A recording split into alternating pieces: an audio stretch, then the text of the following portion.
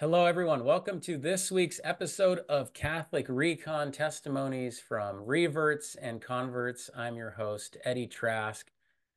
Before I introduce this week's guest, I want to remind you all to share your stories. Find people that have Catholic Christian testimonies, and please let them know about the channel, and please subscribe and comment and like and do all those things. I really, really appreciate it. This week's guest, this is a fantastic title. U.S. Army Green Beret Sergeant First Class Joe Lowrey. It is a blessing, sir, to see you. And before we even get started, I wanted to thank you for your service, and on behalf of everyone that will come across this video, to thank you for your service. Welcome. You're very welcome. And that was a hard thing for me to get used to saying. And it's a struggle because I loved and intentionally put I really am try to be intentional with my verbiage and like Dr. Peterson. I'm like, I loved this country and what it stood for. Not to get too political, but there's an intentional purpose behind that. I'm not sure I would make the same heavy sacrifice that I made for this country. Of course, for my family and friends and my loved ones, but just seeing what's happening right now is just disturbing to any of my veteran brothers and sisters, I'm sure. Now, this But that was, we won't go down that rabbit hole. well, But yeah, we don't need to go down that rabbit hole, but what we can do is say, this happened 10 years ago. The my injury, yes, it was your 20. injury, which is what we're going to get into later, happened 10 Okay, years ago. I mean, I just yes, wanted to give some 2014. perspective to the audience to understand um, just how quickly things can shift in a Thank you political. for being very careful with that word, the how you worded that, because that's something that I've had to learn to be. People don't understand that, like when they're like, "Oh, your accident," and I would get really pissed and fired up. I'm like, "It wasn't an accident. He was aiming to kill me." Because people don't know, and you were very careful about how you said that. I appreciate that. Yeah, yeah, you bet. So, Joe, because oh my gosh, I just thought of many different angles we could go down, but I do want to start as I normally start to hear about your childhood, Okay. specifically from a religious perspective, if there was one. Oh no, definitely. And that's a great place to start because you watching your show, like I was explaining to you, has helped me reopen up these memories. And I'm like, I completely forgot about this stuff. But so as a young child, my mom, bless her heart, she grew up in a family and she moved away from New York and traveled out to the west, ended up in California, Southern California, met my dad and was, completely isolated from anybody. So she got, I don't even, let me choose my words carefully here, but got picked up by the Jehovah Witnesses tribe. But I'm Mhm. like, so we were a part of that organization as a child. So I went door to door. I remember getting all, and, You went as a door to child, door. this was, yes, door to door in a suit and tie as a little kid. And, didn't understand what was going on. And, I do the parts that stick out in my head was remembering not being one of the only kids that never celebrated Christmas, and you know how that can be for a kid. That for a normal kid, that's like the best thing ever. Christmas presents, granted we don't realize the depth of what it has to do with, but as a Jehovah Witness, they choose not to celebrate birthdays, Christmas, and all of those things. And I don't know the theology enough to comment on it, but I study the heck out. That's my like passion now, the Catholic Church, and because I'm a convert through a very unique method, receiving the last rites, but now I'm like passionate about the faith, so I've studied it and really, and I'm going to go to school for theology and learn more about religious beliefs and why you know certain people believe what they believe. And I'm like, that faith tradition has an interesting background, but it's, as somebody, I can talk about it now because I lived it and was brought up in that and saw what its corruption does, and people always pinpoint the finger at the Catholic Church, and it's like I was mistreated in that organization. So it's like they always want to say Well, Catholic priests, this and how that. And how long were you Jehovah's Witness? My entire childhood. Okay. Yeah, Your so I entire mean, all childhood. through, and then my mom got away from it as we got older. We all kind of like as teenagers, I did the normal teenage, and I'll kind of fast forward through. It's all going to be in my book too, so this is helping my brain Sure. process it, and still kind of figuring out. I Tarantino a lot of my thoughts, or I call it TBI brain. So if I get off track on a thought, just reel me back I'll in. reel you back in. You bet. Yep. But yeah, I mean, it's quite normal to me. Childhood, like got into the teenage drugs and drinking scene and got away from all that stuff and well faith in general because that wasn't what's cool and in. Yep. So, and you got away from it, but for how long? Like until you got into the military? No, Or- my most like really I mean I always knew in the back of my brain that there was a creator and I didn't I'm very I stick to the Augustine quote. I'm made for, that I was always searching for something, but I didn't. And my wife pointed it out a while ago to me. I was like, why am I always feel like I'm seeking something? It's because she's like, you don't have God. And that's the truth. Where hearts are restless until they rest in Him, and that I'm very passionate about that one. And I was like, that was the key nugget for me right there. And I'm like, so I was always, whether it was in women, and that's how I came on to your or got turned on to your reading your book. I feel like we relate in that manner. I was like, yes, I had my fleshly desires and they were taking over me, growing up with that and then drinking and that became a thing and overcame that with then the military and my career became my passion and I was like that's all just created goods. It's not the creator, which is what I Yep. was made for, and I'm like so the more I have read and after injury researched that and kind of came to that awakening, I became awoke You and became like you were awakened for sure. yes, that's right, yeah, When awakened did and you join? What age did you join the military? And do you okay, yes, so remember? that I was in high school Okay. when 9/11 happened, and as for everybody that was alive during that time, that's a game changer, and that's one of those moments that will stand in infamy as the president during World War II, Truman, I think it was, said when the Japanese bombed Pearl Oh, Harbor. Yeah, so that's one of those moments in like history that stand out for everybody that was alive when it happened. I mean, I look back on it like the Alan Jackson song, Remember, and it's like, yes, it's like you can remember exactly where you were when that yep. happened. And I was in high school and I was on a city bus, taking my city bus to Long Beach Wilson High School. And I was like, as a teenager, and like I said, I was all into smoking weed and drinking and that sort of thing. And because so that's another part of the story. My parents split up and I came from a broken home. Like my dad was a self-employed contractor and he really he had he grew up in a broken home and that's just the history of the way it works, I guess, with that kind of stuff. You pass it on, it's generational. Yeah. And he inherited that from his broken family and then was an abusive alcoholic and we ended up moving away from him and they split up. And so that psychologically is a recipe for disaster for children. And I'm drinking it on the streets pretty much every day. Like, I mean, granted, my dad had this, I'll call it philosophy, but he straight set statement. He would tell us, if you're not going to college, and or have a job, you're out of the home at 18. So call it a blessing. But the Army recruiters, and I wrote about this in my book that hopefully I can get published this year.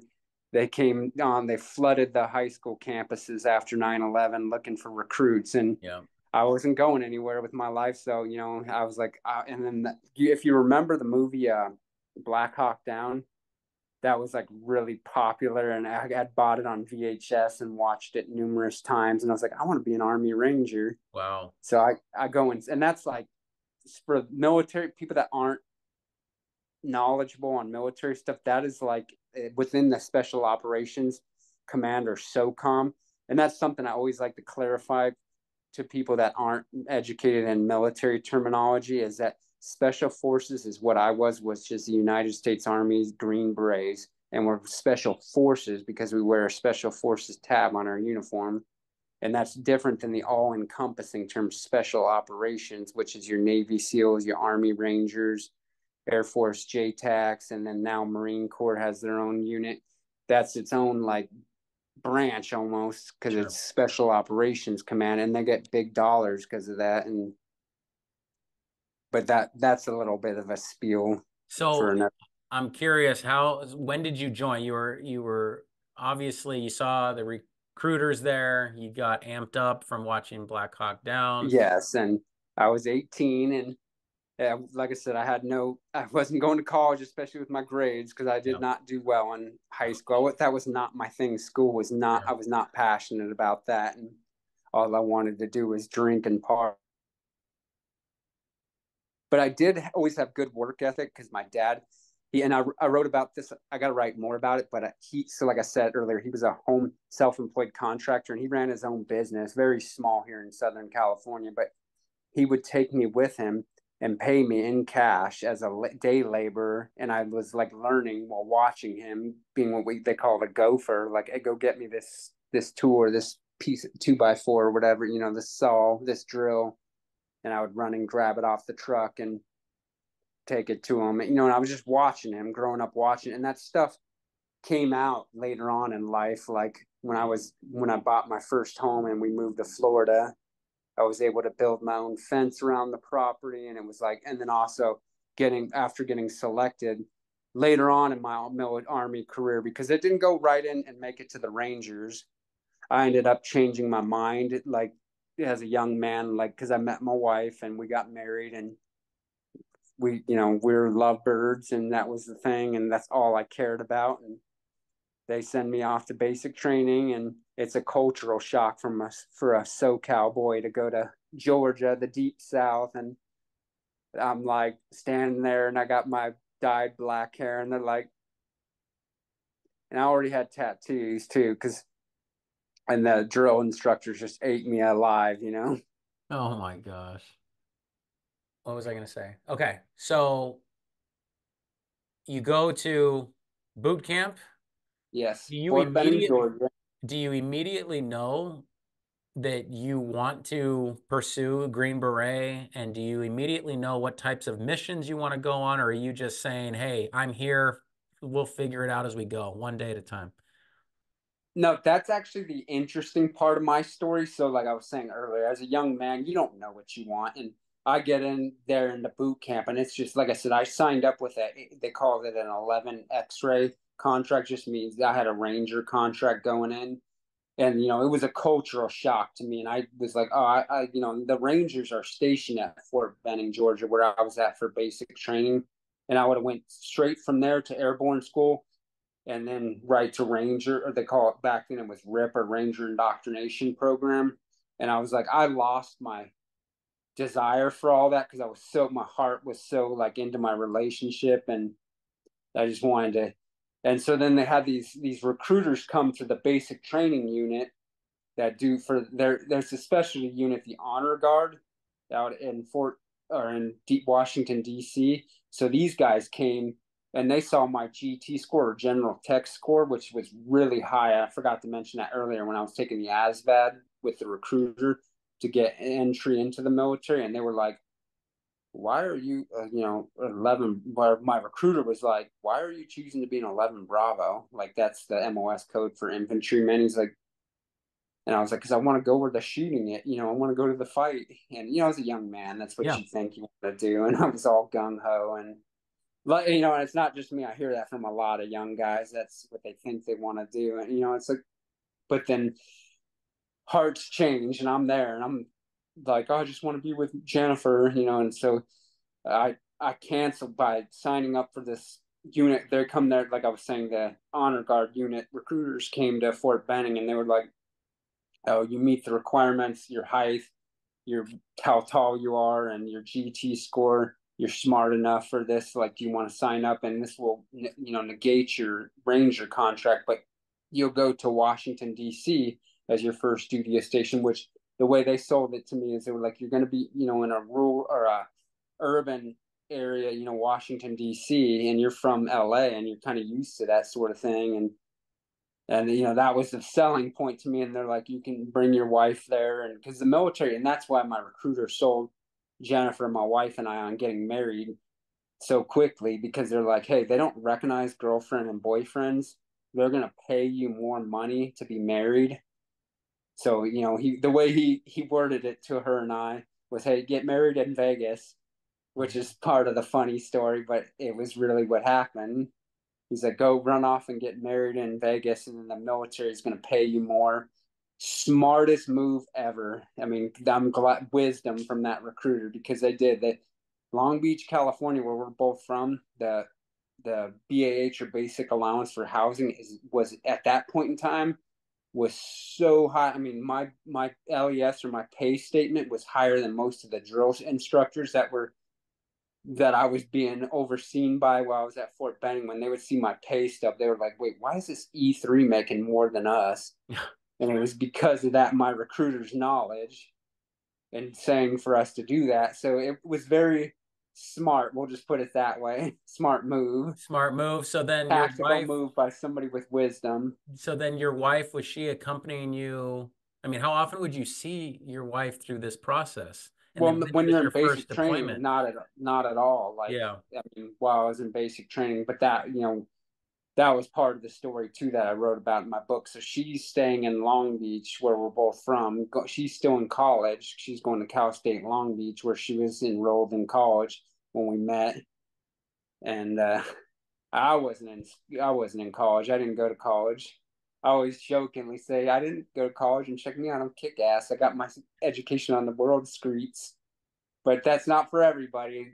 True. For those True. children out there, I was like, go to school. True. Yep. So when were you first deployed? When do how and oh, no, no, no. That Let's say this. that When did you finish basic training? What year was that? that was 2000, I think, like three or somewhere around there. Okay. Yeah, so that's still really hard from my memory, because fast forward taking that PKM round to my brain kind of you know, discombobulates memories a little bit. Yeah, But I would think that that's a very real possibility, Joe. For that's sure. part of my evangelization tool. And when I meet people, I'm like, and I see that, I'm like, well, just think about this. God knitted me in my mom's womb with that genetic abnormality to have an abnormally thick skull, fully known with his omniscience that 30 years later I would take that PCAM round to my dome and live to talk about it and be welcomed into his church through the express route, as I like to tell the folks that I went on a pilgrimage to Lourdes, France with in 2015, I think it was. But that's Express fast route. forward a Okay. little. So no, no, no, no, no. This is good. So what if you can, from completing basic training to your deployment in Afghanistan? I forget, you're going to have to cover that, but maybe if you can go through that military experience, how was it for you before everything happened in 2014? Well, I was a staff sergeant, or E6, before I even went to selection. So I spent a long military career without deployments, which was part of the problem for me. I was itching, you know, and that's not a good thing in the military, to be a staff sergeant and not have a combat deployment. So, like, I'm very humbled by that fact, you know, and that was something that I was like, when I first got to my SF team, or ODA, or operational detachment, I was like hungry, because, you know, that's what all guys that and want to, especially in that community, people look at you like a little bit like they look down upon you if you don't have that experience. Because in the military, everything shows on our uniforms that you need to know about a person, their rank, where they've been, you know, and it's like there's judgment that's passed right away, like within seconds.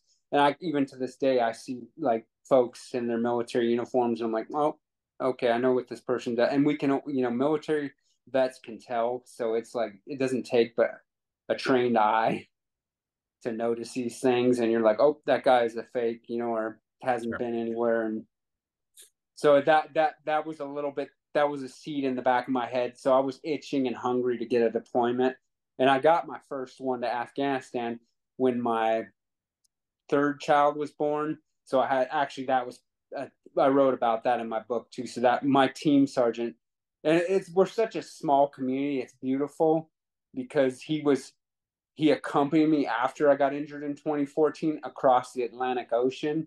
And he tells this story. He's like, Joe, I was freezing my nuts off. You had to spike a fever on the damn aircraft. And I laugh about it now, but I'm sure he was really worried about me. He was like a father figure to me. And, I bring that up because it's like he asked you and I, why I kind of was wanting to get in contact was we have a lot in common as men with lustful desires. And Dave, my team daddy that I'm talking about, our team sergeant, he kind of gave me a little bit of a smack on the wrist when I stepped out of line while deployed to Colombia and was doing some illegitimate things, which is very common in our community. So, and that's not to say justifying it, but Sure. Yeah. So what you have to tell me how far you would want to get into if we fast forward to 2014 and combat. no, absolutely. I didn't write a lot in my business partner, which I'm rocking our shirt right here. So I would love to give my nonprofit. I'm a president and co-founder of a veterans nonprofit, United Wings of Liberty, or UWOL.org is our main page. If you can put all this in the notes or whatever of the show, that would be great. You bet. You bet. Yep. Greatly appreciate it. And so that's a whole nother topic to go into. But anyhow, so I bring that up. Where was I going with that? But damn. There Oh, was well, I said if you would be willing to. Oh, how deep? Yeah, the Yeah. combat stuff. Yeah. So I don't have any issue, and I call it the blessing, the God's blessing. He wiped out my hard drive. I had a psychologist explain to me how it works, and I didn't understand this, and a lot of people don't. So I love to talk about it. And so with and PTSD, or post traumatic stress disorder, very dynamic disorder, like any psychological disorder is, and depends on the person. And so for me, my person, and I always say it this way, like I was starting to explain it, I had that hard drive wiped, not clean when that bullet went through my Yep. helmet, wiped all those combat memories out. And I call that a blessing in disguise. But my PTSD from the DSM, or the Diagnosis Statistic Manual, was given to me by my therapist. He's like, look, yours, Joe, has everything to do with your perceived ability to do things that you think you should be able to do and you can't do them. For example, like when I first was discharged home from rehab hospitals after several years, I'm sitting on the couch like my PT or physical therapist told me to do, as much as possible, to be normal as possible, instead of being in this power wheelchair that I'm in right now, so I can get around and Yeah. do whatever. But she wanted me to be as regular situations, regular cars, transfer in and out of them. But that's very taxing on my wife and caregivers, like to do that for me, because I'm still not independently able to do that. And anyhow, so I'm on the couch at home when I was discharged home, and my wife calls it, because we like to have dinner together no matter what as a family. That's our little tradition. Everybody sits down and we pray our prayer, and that's because this the old saying, families that pray together stay together. Excuse me. But anyway, so that I'm sitting on the couch and she calls everybody for dinner, and I cannot just get up on my own and walk to the dinner table. So I'm like, my daughter, one of my kids, because I have 4 kids, Yeah. comes up to me, they're like, Dad, it's dinner. And I'm like freaking, I can feel the sensation come across my body. And I'm like starting to get all amped up. And that's when I recognized what he was talking about, my therapist and my PTSD. And I was like, oh, because in my head, I thought PTSD is what Hollywood shows us. And it can be, these guys having flashing images and stuff Sure. like that. And it can be that way for certain folks, but like I said, that part of mine was wiped clean. But I get it from other things. Like if I have a fall and I'm on the ground and I cannot just jump up like I think I should be able to, I start freaking out and my body gets And I call it, so because I had a traumatic brain injury or TBI, my PTSD has exacerbated or increased things Yeah. to a significant level where now I'm able to articulate this and talk about it to folks. So I feel like that's a gift and I can help veterans. And this is why I got involved in the veteran nonprofit space, because Yeah. it's like, Lord, what is mine to do now when I was medically, because I was fast forward again, after being injured, I was medically retired, discharged from the military, forced out. Well, let's And all go. I wanted, I was going to go say, ahead. let's go back, because what I want to cover is you're found on the field. You are obviously taken to a hospital. You, if I remember correctly, the chance of survival in that state, in the state that you were in when you arrived at the hospital, correct anything that I'm saying that's wrong. No, yeah, I was, But it was like if you don't less than mind, I'll 10% or correct something. it real quick. Yeah, please So go. what happened was, so we knew very well what we were going in to do, because my last conversation, because when we're deployed, we're able to send like messages via Skype and things like that. And my last message to my wife, and this was my second deployment to Afghanistan, because the special forces, we deployed rapidly into multiple places. I mean, there's special forces all around the world in different countries. Like I went to Colombia and Panama, and that's the whole night. But let me stay on track here. So that mission, my last message to my wife via Skype, and I had to be very like benign with it, because we were so close to the Pakistan border, and they monitor, their intelligence monitors are like community, especially the special operations. Like we're taught all this stuff. Like be very careful about what you're Yeah. writing, because they're monitoring this stuff. And so I was very benign with it, but I was like, I'm going into the hornet's nest. And I was a late deployer for this deployment. Once again, my son, or once again, I say, because on my first deployment, I was late because one of my daughters, my third daughter, was born. And on this deployment, Joey, my son, my only son, was born.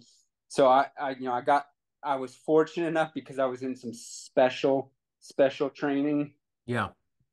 I got the delay for that deployment, and I went out, because she would always go to Southern California, where we're from, like I mentioned earlier, Long Beach, the LBC. LVC. Yeah, Sublime, Snoop Dogg. I grew up, with those guys. So, Oh my gosh. so yeah, I was. She would go back home for whenever we were having a child, and I was, busy with work, so she could be with family to help out with the Yeah. birthing process. So she's there having my son born, and so I fly. I'm in some special training, like I said, in another place in the States, and I fly out to LAX and then go see her and him real quick, and then jump on, because in the special operations, we're able to like do small troop movements, like where I could deploy on my own, like with the suit and tie on and stuff like that. So, and then get unpacked and get my gun out and stuff once I'm in Germany. And that's the way we do business. Like we don't, like normal units, to give a little background, they'll deploy with massive troop movements where the entire unit deploys at once. So it's like a big, like movement of people and troops. But we're able to do it a little bit because we have a bigger budget. So we're able to move, and more maturity too, for the most part, Uh-huh. because everybody is a sergeant or above within the special forces. So that's in the military, that's considered an NCO, or a non-commissioned officer, a leader. So we're expected, a little bit more. You can trust this guy's going to do what he needs to do. I don't have to like oversee him. And big boy rules is the term we use.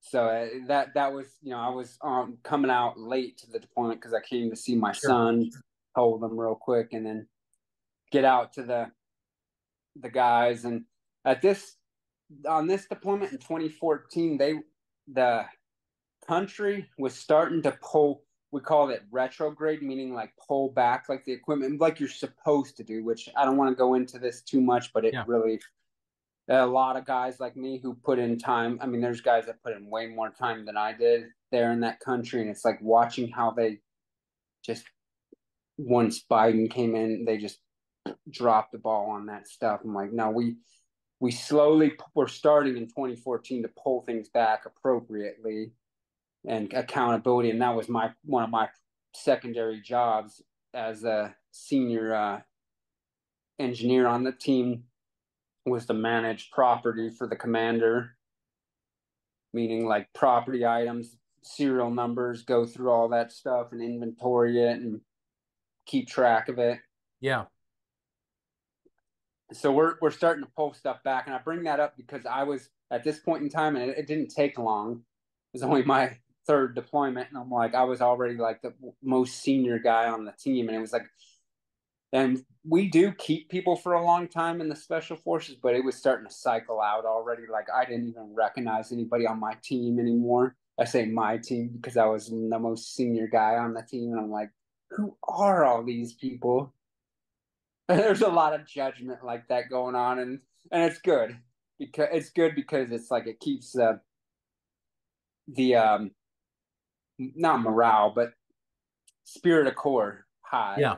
Yeah. Yeah. That makes sense. Makes a lot of sense.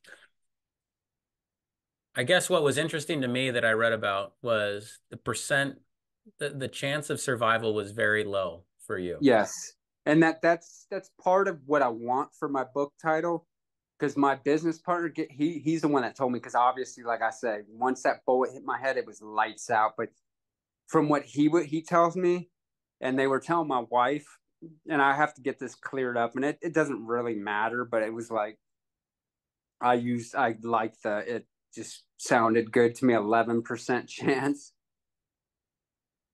And that, I don't know what the actual number is. It could have been lower than that or higher. I'm not 100% sure, but Mhm. that's neither here nor there. But yeah, so that I was given a very small chance of surviving. And if I did survive, it was like what they told my wife Jennifer was vegetable for the rest of his life. And I've seen patients like that while I was in the rehab, because Yeah. that's what I wrote about in the book. I spent a good, like, probably 4 or 5 years in a rehab hospital, making it to where I'm at today. I mean, because you got to imagine, like, they were saying, hey, best case scenario, vegetable for the rest of his life. Like I said, Well, how long that was surgery? How long was surgery, that initial, and what did they do? Because obviously it, well, so initially I how was far taken did it to go in? the bullet never went through my skull. It just went through my helmet, and like I mentioned earlier, I Yeah. have an abnormally thick skull, which my wife loves. That was the first thing she said to me when I came out of my coma. I always knew you had a thick head, and I Yeah. was like, hey, it kept you from being a widow with four. Oh So, my gosh. Yeah. Wow. but yeah, so that I told her she needs to write her own portion of the story, because she was getting all the intel. Like when I initially got injured, all the phone calls, because she's my next of kin. She was getting, relaying. I was obviously lights out as soon as that bullet hit, but my medic tells me the story, because my last waking memory was getting up on top of the truck, because I was on an MRAP, or a mine resistant vehicle, which are really high off the ground. And as a senior guy in an 18 Charlie, I wanted to be able to see the landscape in case there was any IEDs, because that was my primary job when we were out on a mission, and was to take care of IEDs, or the improvised explosive devices, which actually are what take out the majority of our troops. Always thought would be my demise. I would lose a leg or an arm, like a lot of my brothers.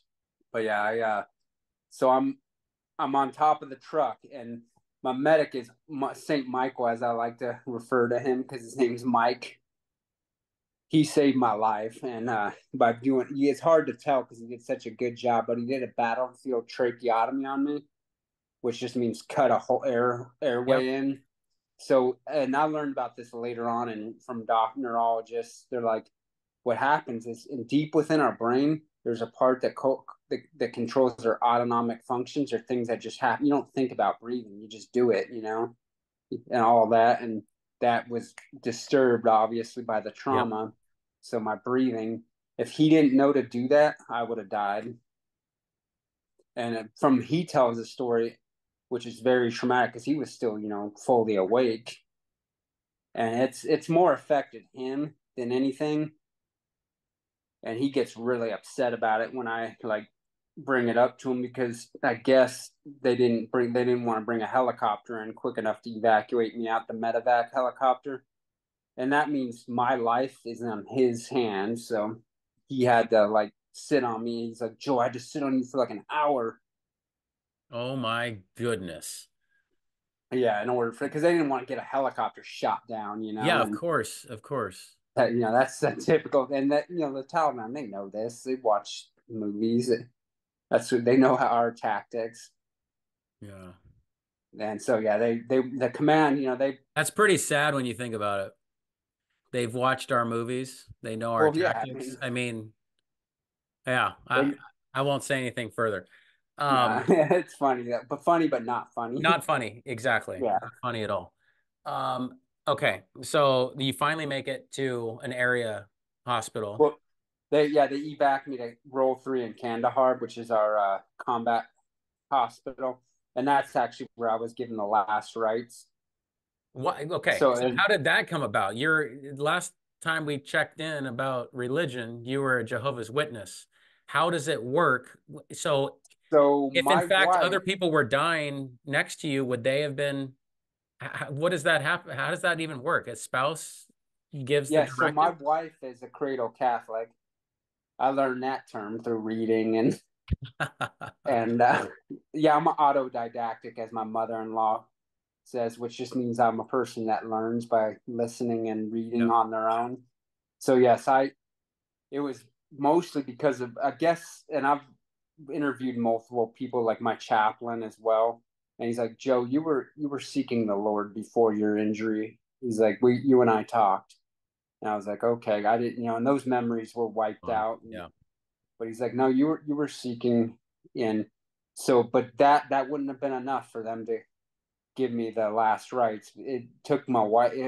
There's so I this is kind of miraculous in a way too. I randomly wrote on my paperwork because anytime you deploy, you do we call them pause packet, or like basically like your will and testament, like Yep. if something happens to you. So I had just randomly under religion wrote Catholic, and that's one of the reasons that, and my wife like petitioning on the phone via phone calls to through the command, like get them baptized and that. But then they took all that into account and actually did it. Wow. But yeah, it took a miraculous act. I mean, I'm like, because I was seeking it, but I just never had the time because you got to go through RCIA and stuff, and me being deploying rapidly and training all the time, I wasn't able to do it, and being a father with 4 kids, so it was like life was busy, didn't Yeah, have time well, for. when you say seeking, we got to drill down a little bit there. So you're Okay. seeking, do you think that it was you were leaning and you even wrote Catholic because of your wife's witness, or were there other family members that were talking about the faith? Because just making a jump from being Jehovah's Witness and the theology there Yeah. over to Catholicism is not a small step. No, only thing I can really attest to it is I know exactly why after the fact, because I had a therapist when I told him I want to be a Catholic deacon, and he's like, "Why a Catholic?" And I was like, "Because I'm a member of Jesus's church." And I was like, once I'm a part of that now, I'm like, I don't have a say in that. And then after research, and I was like, there's no other church. He established this church, and I was like, I'm all about. I'm a very hardcore person, and I'm like, when I read that, the history, and I'm like, it's his story. So like people say, I'm like, you can't go, I like winning fights. So I'm like, if you want to win debates, like be a Catholic. Oh my gosh. I'm trying to learn charitably though. That's something No, I no, no, struggle no. with. It takes a lifetime to learn that for sure. So last rites are administered. Yes. What is the next thing you remember? Your wife telling you, "Hey, you're Oh here. no, no. Oh, You're that's a funny you still story. So exist." yeah, so when like I told you, when I came out of my coma a month later, Yeah. unbeknownst to me, obviously, it was just like going to sleep at night. Yeah. All that was done, and like I said, when I came out of my coma, and she's like, "I always knew you were hard headed." She's like, Oh "Guess yeah. who's Yeah, yeah, yeah. Catholic?" Yep. I got confused about where we were. Um, Yeah, it's hard for me to put together in my book too, and my I can only I can only imagine because like you said, that hard drive that is yeah, getting pretty, wiped yeah, clean. getting wiped clean. Yeah. Okay. So after that phase, you're going through recovery for years, as you said, the rehabilitation process. When did you decide to thank God, to attend church, to pray? What do you remember that part of the I story? do, but I tried to narrow it down because there's no like lights on moment. Yeah. Like I still struggled with some things that were really bad, and I wrote about it so I can talk about it. But and Yeah. I've got my wife's okay on it, but it's like I while I was in rehab, I still was struggling with my flesh, and like I said, I had an affair while I was deployed to Colombia, and then that all came out while I was in my coma, that I was still carrying that on because I was chasing something and I didn't understand it at the time, that it can only be found in our Creator, i.e., God. Yeah. And I was like, what the deal? And I ended up being pulled. My family had to pull back. They could only handle so much, and they told them to as well, so I could grow and get stronger in rehab. But that was really hard for me to adjust to, because when I initially came out of my coma, Jennifer and the kids were right there every day, and they took the time to do that, which they could at that time, but it becomes taxing too much on them, Yeah. and they had to cut back, and I still was growing and learning, and I made some big errors in judgment and realized, hey, I need to figure this out. I'm not growing younger. Yeah. That's a quote that I got from one of the drivers one time, and I just thought it was the greatest, very profound, but in his broken like English. He was a not Middle East. He's somewhere in the like Philippines, and he's like, "I'm not growing younger," and I was like, "No, I know what you mean," and it made sense. Like, oh, you gotta start maturing up, not down. I'm like, Well, I appreciate you saying that if someone hears, okay, you survived, the chance of survival was incredibly low, you have last rites, perhaps people are saying, okay, the switch went on, everything's great. No, yeah, there's still life to the live. process. There's still a Yeah, it's process. There's nothing in that scene that would necessarily cause you to say, without the grace of God, that you've now mastered yourself and you don't have vice and you don't have these ongoing things that were with you through your teenage years, for example. You still have to deal with them. So just as you're trying to heal physically, you're trying to heal emotionally, spiritually, etc. So And I love, there's something you said there that I really love, and it's because I tie the two together because I'm very passionate about neurology, yeah. and because I dig into everything that I'm passionate about. And when I first was discharged home, I was like, okay, rehab, rehab, rehab, and that's something I have like mastered. I became like anything I do it with passion. So I dug into the brain and research on neuroplasticity, which just is a fancy term if you've never heard it. Just Oh means the yeah. brain's ability to rewire itself. Yep. And I'm a living testimony to neuroplasticity. And I wrote it in a biblical way about so I was technically blind. And this is why I still can't drive today. And I lost my license after my injury. So what happens? We see through our eyes, and it goes and it's processed in our brain. And because of that damage to the right hemisphere of my brain, I wasn't able to see on the left hemisphere of the world. So like when I first came out of my coma, I would miss shaving half of my face. And I didn't understand it at the time. They were like, you're blind. And I was like, no, I can see just fine. And it's like, yes, because you're attending to it. But it's called, that's also known as an inattention. So like I would miss things. My kids would come up on my left side and I was just like, oh, what the heck? It scared me because it was like they just popped out of nowhere. But I bring that up because I feel like these sins and these vices, we can, from a not only a spiritual, but from a neuro way, we can unwire them. It just takes time and practice, like anything. Well, like anything, yeah, building the right habits. I mean, if you completely let your foot off the gas in life, you're gonna drift towards not towards good. You Right. are fallen, right? So it turns out for much of your life, unless you're really careful and you really care, you're building habits towards And destructive things, yeah, bad, bad. We'll just absolutely. Worldly behaviors. Yep. yeah, yeah. So then you're coming out of it, you're learning how to retrain yourself again with the grace of God. Were you going to church through that period, or did you say, God, I thank you for what you did, but for now I just need to be, I guess, at home? How did you view that?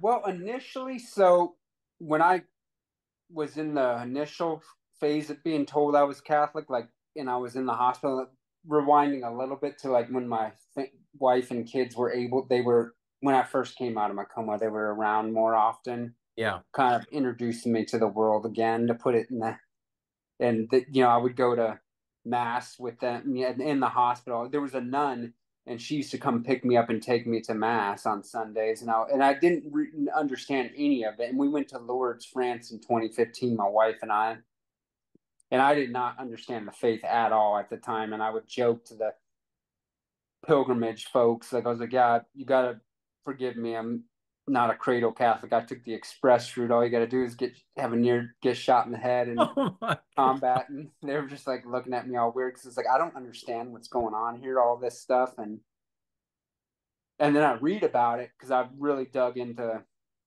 the faith once home, and had time on my hands to look into it. I was like, I'm a part of this beautiful thing. I want to study it and understand it better because I had me being who I am. So I have two personas. I either go by GI Joe when I'm dealing with my military stuff, and then Joseph, which is my actual given name after my patron Saint Joseph. And so depending on what I'm dealing with, like that's what I tell people. I'm like, I can go by two personas, but I've wanted to understand the faith because I got put in positions where I did not know what to say. Like I was dealing with because I didn't understand the Protestant Reformation and what these different faiths were, like Christian faiths. I just knew I was a Catholic, and then I said, like I mentioned earlier, I said to my therapist, I want to become a Catholic deacon, and he's like, why a Catholic? And I was like, because I'm a Catholic, and I didn't understand why he was Yeah. like so upset about it. And there's people that are very, and this, like I didn't understand it at all at the time, why there's so much like division between Catholics and Protestants and the whole Marian doctrines. I didn't understand. I mean, I always heard about it as a kid because my best friend when I was a young boy was a Catholic, and I went to mass with him and his grandma a couple of times, and I remember seeing all the kneeling, standing, this and that, but I didn't know what it was. And you always hear the stuff, worship Mary, this and that, and Mary, Mama Mary, is a huge part of my where I'm at today. Peace. I didn't bring that up, but praying the Rosary with Keith every day. That really, and that's a neurological thing as well. That repetitive puts your brain in a theta state, the brain waves, and you just absorb everything you. Absorb it. I totally get that. So you were praying the rosary, you're learning about the faith, you're getting more and more Yeah, so I'm very amped to defend the faith, I'm sure. yeah, But as it absolutely, and relates that's why I did to, not like being. Me being who I am. I did not like being like somebody saying, pointing the finger at me and being like, "Oh, you're Catholic, and that you guys do," and I didn't have an answer, so I was You didn't like, have an I answer. don't like that. Yeah, So yeah, I'm yeah. like, let me read and figure this out. And I've had some beautiful moments now that I've educated myself that could have been, and this is kind of helpful for other Catholics that are going to listen to this. Learn your faith, because I had a man, and well-being driver, and because I pray the Rosary no matter where I'm at, 3 o'clock every day. That became a tradition of mine, and I'm very habitual with things. So I'm in his vehicle praying the Rosary. He's like, Mary wasn't a virgin. And I was like, I was able, because of my studying and research, I was able to challenge him back. I was like, "Do you speak and write Greek?" And he's like, "No." I was like, "Well, then you don't understand what you're talking about." So, and he just shut up right then and there. And I was like, "But if I didn't know this, I would have been just silent." And he would have been like, "Oh, God of the Catholic there, boom." Yeah. But I No, thought that was a key moment for me as something. Hey, if I didn't read and learn this sure. stuff, Yeah. Yeah. And there are a lot of people that are not ready to even give a response, as you were alluding to. right? And I hope I did it charitably when I did it to the man, because he just was challenging me, and I Of was able to give him course. an answer. But I have to check myself, because a lot of times I get really defensive of anything I'm passionate about, and I'm like, my wife has caught me on it a couple times. She's like, "Gentle," and I'm like, Yeah. No, gentle for sure. Okay. So what over the past few years then, what has been the role of the church in your life? And obviously I know you're working on that book. Um, but what has it been like in recent years, and what do you hope to accomplish, obviously, with the book and with your faith and being open about your faith? That's a good question, because I've gone back and forth. Like, I had two visions for my life. I'm obviously, there's one thing that's 100% for sure. I'm a dad of four, so I'm like, Yeah. I've got to be that. That's my primary vocation, as the church calls it. Because me being who I am, I was like, and I told one of my priests this, and his face just like, when I said this to him in a confession, I was like, "I want to be a priest," and he's like, "What?" I was like, I know that that's just crazy, but that's just who I am. I don't, what guy joins the army and becomes a Green Beret? It's like, so yeah, I was like, when it comes to faith, our priests are like, Yep. and the Catholic Church, we need good men right now. And it's like leaders, and men that stand up for the faith, and are examples. They're willing to Yeah. take a bullet for their Lord. I'm like, I would die, any day for it. I say that, and please don't put me to the test, Lord. I'm But like, it's such a great point when we don't stop to think about what it means to say, I'm going to serve my country, the military. I'm going to serve right, my country. That is saying I am willing to die. So when you're talking about needing good leaders, when you receive holy orders, that's what you're saying. right. For the good of the church, whatever the Lord wills, he wills. And I Yeah, accept. I've heard it put before. He gets what he wants, and if he wants you to do something, he'll get you there. Like, I'm talking to myself here with it, because I always naysay myself. I'm like, "No, you're disabled and you're of no of use," and but it's like, no, he'll fix you, just like he fixed Mama Mary, fixed my sin. I'm like, when that's why the Rosary has been so Yeah. impactful in my life. It's still, those vices come up, but I'm like, I continue returning to confession. And that's the thing, don't give up, and I think that's what I've been put here for, is because to be that example for people, whether it's a military vet in life. My mom, speaking with her, and she's like, oh, every Sunday I call her and kind of talk to her, and she's going through, elderly problems and Sure. getting disgruntled about the world. And it's like, "Mom, you can't give up on life," and people, just a little conversation. And I pick up the phone for our vets, and that's what I can do, is just talk to them. I'm not a millionaire. I've been blessed with this beautiful home by Jared Allen and his found organization, and what they do for guys and gals like myself. who served the country. And that's Honor. the that's Homes for Wounded Warriors, right? Yes, Jared Allen's Homes for Wounded Warriors. Yeah. No, no, what you said is fantastic. You're speaking to, people are dealing with negative, I forgot how you said it, just the negative thoughts. Oh, you're disabled. What can you do? Well, if it's not that, whoever is on this planet has to wrestle with those thoughts of, oh, you're just this or you're just that. You can't do this, you can't do that. It's so cliche, and yet everyone needs to know it's not, it happens in every head that Right. you have to overcome through those good habits, through specifically speaking to the Catholics here, through frequenting the sacraments. Sacraments. Yep.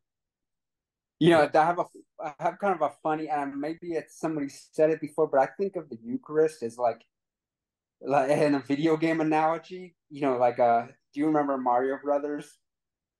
The how you get the mushroom and it like makes you stronger. Yep. I think of that like because I know it's been said as food for the soul, but I'm like, if you are in a state of grace, like I did not understand the power of it, and then this year is the Eucharistic revival in this country. I think Yep. the church has declared, and I'm a big fan of it, and I'm like I ride 2.2 miles like Keith talked about on his one of his channels that I go in my wheelchair. We were trying to motivate Catholics to get out to mass because he's like, Joe goes rain or snow, or rain or sunshine in his wheelchair to mass. And I was like, and I've had parishioners at my parish, Sacred Heart in Rancho Cucamonga, ask me, or that whatever they're called, the Eucharistic ministers, Sure. if you want to receive. And I was like, well, that's why I came here all this way, 2.2 miles. One of the main reasons I make that sacrifice is like Jesus is there and he's fuel for my soul, as long as we're in the state of grace, of course. Of course. And No, I did well not said. understand all that as a as a not growing up in the faith. And I had some revelations to myself, like experiences that I had where it was like Jesus showed himself to me. And I'm like, okay, Lord, now I know it's Beautiful. important. Beautiful. Now, you're talking about it like a vision, or you just felt the gravity of what was happening? There was one incident that really I tried to write about it as best as I can, remember it and articulate it, but it was like, so I go to the Long Beach VA where I'm from, Long Beach, California, and it's a major medical center. And I've been blessed by the rehab I've received there, and they healed me. Their vision rehab center has healed me of my blindness. And I kind of wrote that from a biblical analogy, use the analogy or the gospel story where Jesus heals the blind man. I was like, I know that that's kind of drawing a parallel. That's a little bit of a jump there, but that I was healed of my vision blindness there and introduced. So I had an experience there with the Eucharist where it was like I felt the calling, like, and I don't know if I was just watching a lot of YouTube content and about it and reading Saint Faustina's diary. I'm sure you've heard of her. I'm really big fan of Saint Faustina and Divine Mercy. But yeah, so I kind of had this vision and I was like a calling on my heart, like, go here. And I had never, you got to understand, I have to tell you a little bit of the background here. I had never been to this part of the hospital. And it's a really big hospital with like multiple buildings and a basement that like you can get all the way around in there. And I usually do, when I was half blind, going there, I would like get stuck riding around hours in the basement and lost because there's just like tunnels and tunnels, Oh my gosh. elevators going. I'm like, so I just this one time I had this calling like to go find the Catholic priest in the chapel. And you got to understand, I had no idea where I was going, but I had different like janitors and nurses like direct me, go this way, that way. And I make it to this chapel. And unbeknownst, because I wasn't educated on it yet, but the tabernacle was sitting in there, super quiet, like a little side. They had the regular chapel and everything for your Protestant Christians and everything like bling bling, and then this little side with the Blessed Sacrament and the tabernacle in there. And I didn't understand the whole like light on thing that Oh, he's yeah. present in there. And I go in there and I'm just like, I lose myself in prayer for like, I mean, time freaking went into a, I don't even know how much time passed by, but I was like explaining to my wife, I'm like, I'm in adoration, and I didn't know what I was saying. I didn't know what adoration was. It's like, what the heck is that? And then that the priest came out and sees me, and I had this Asian guy, and I never like he was much older, and I had never met him before, and he didn't know who I was, and gave him like a quick lowdown on who Joe Lowrey was. He's like, I just did with you, but way quicker. And it was like a download. I downloaded my sins to him, told him I wanted to be a priest, this and that, and his face was just like, and I never saw the guy again. I was like, I can't, like I tried to ask some of the staff there. I was like, is father so and so? And they're like, who? It was so weird because I still to this day I can't find the guy. They don't have a chaplain What? there or Catholic Oh, chaplain. It's really weird. I haven't dig too much, like just casually, when I have time. I'm yeah. like, Yeah. I didn't want to make too much of it, but I wrote a little bit about it because it's very intriguing to me. I'm like that mystical stuff. I'm like, That's so cool. That's so cool. Hey, what's but funny is go ahead. it gave me a profound respect for the Eucharist because before that I Yeah. didn't really understand it. I had some little things that happened where I was like, wait, what?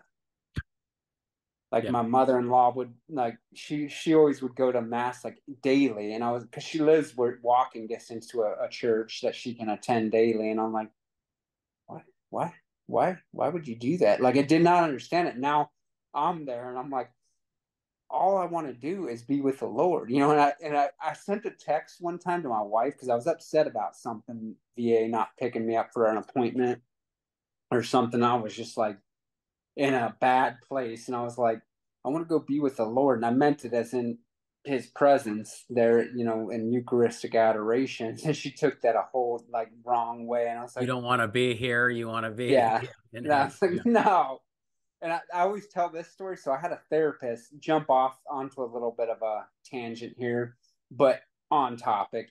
So the guy asked me the typical, he's a psych therapist, and he had to ask me the typical protocol of like suicide, those things. And I'm like, not an option. And he's like, how can you say that? And I was like, well, if you are a believer, it isn't. And he's like, huh? And I had to explain to him like Catholic theology. I was like, you're not God. You don't get to choose when you say this is over. He's like, that I can't. He's a doctor, and he's like, I have a hard time accepting that. And I was like, well, it's faith. He's like, I don't, as a servant of God, I'm like, I cannot say that. That would be betraying my Lord. I'm like, I cannot.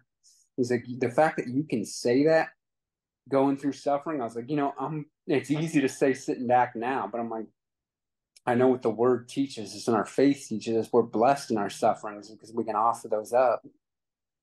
Easy to say, now, but Yeah. when you're Yeah. going through that, it's a whole different story. Wow. But yeah, I was like, so that's something to offer, and we always can give something back. Well, I think of your story, the blindness being healed, you had partial vision, like you were explaining. You explained that really well. But I think of the gentleman that was there were several in the Bible that were healed from blindness, but there was the Yeah. gentleman that saw the people that were like trees walking. Uh-huh. You remember that? Yeah. It was this progressive healing, but it was also speaking to the spiritual life. When you think of the blind, when Christ Spiritually blind. is talking about, yeah, or healing the blind, it is a message for everyone Yes. to be healed of spiritual blindness and to see things more and more clearly again. And that happens. Enlightened. What was that? Say it again. I said enlightened. I Enlightened. think it's a turn. And that happens through his grace and through his sacraments in his holy church. Joe, I Amen. want to thank you for your story. My goodness, we covered a lot. Yeah, Again, it's a lot, and that's why my book is yeah, going to be that's why I quite think, long.